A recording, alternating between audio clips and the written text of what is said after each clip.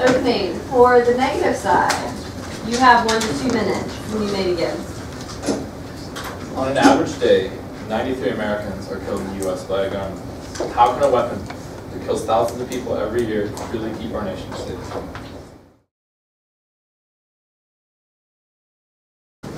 No one can stop a threat from coming their way. Why? Because we have no guns. New laws have outlawed any possible defense. Criminals were able to steal weapons, and those who mean no harm, receiving nothing but shot wounds. Those obtaining these weapons are dominating society. We can, however, prevent this by pushing no further gun laws. Gun laws are completely unnecessary and will do nothing but harm to our country in various ways. Stripping us of our Second Amendment by forcing further gun laws is outrageous. This can be easily proven with these 3 points we have prepared. The Columbine High School shooting, the Las Vegas shooting, the Orlando nightclub shooting, and the list goes on and on and on of all the horrible, gruesome, and terrifying mass shootings we've had. And you know what? They could have all been avoided if we just had stricter gun laws. But the most bone-chilling thing about this is it could have happened to you. Okay. So our first claim is that gun control laws will not prevent criminals from obtaining guns or breaking laws. The majority of homicides by firearms occur in inner cities where gun laws are the strictest. This shows that no matter how strict the gun laws are, the criminals will get guns. That's why they're criminals, breaking the law. According to the Chicago Tribune, the year 2016 ended with 726 homicides, a record high in Chicago. Chicago has some of the strictest gun laws in the country.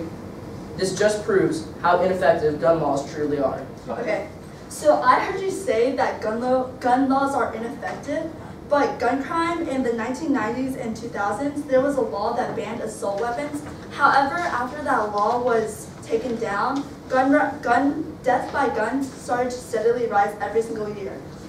And according to Gun Violence by the Number, an average of 12,000 homicide shootings happen per year. And this is excluding mass shootings. This number continues to grow every year.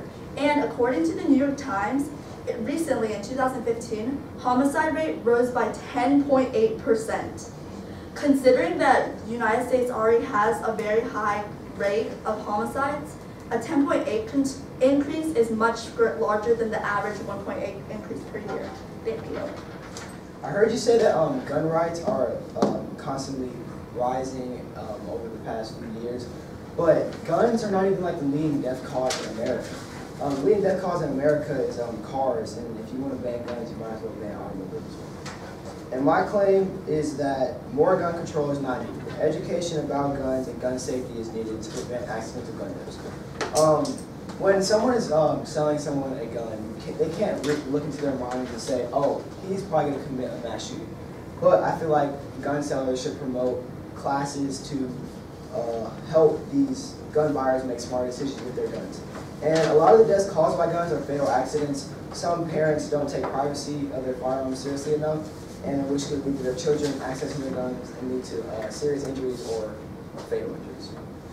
I heard my opponent say that if we taught kids and people about guns, then they would start making right decisions. But what was the one rule or one thing our parents taught us when we were kids? Not to play with guns or to only use them while hunting. And yet we learned this many times, we still don't do it. We still use it for criminals. So I don't think that teaching them really does anything because we already teach them enough. And also, my claim is more gun control laws are needed to protect women from domestic abusers and stalkers. 5 women are murdered with guns every day in the United States. A woman's risk of being murdered increases 500% of a gun is present during the domestic abuse. Between 2001 and 2012, 6,410 women were killed with a gun by an intimate partner in the United States. We believe that guns do not keep our country safe for 3 main reasons. Violence caused by firearms outweighs the protection aspects. The Second Amendment was created to ensure the protection of the states, not the individual. Firearms have been proven insufficient in stopping active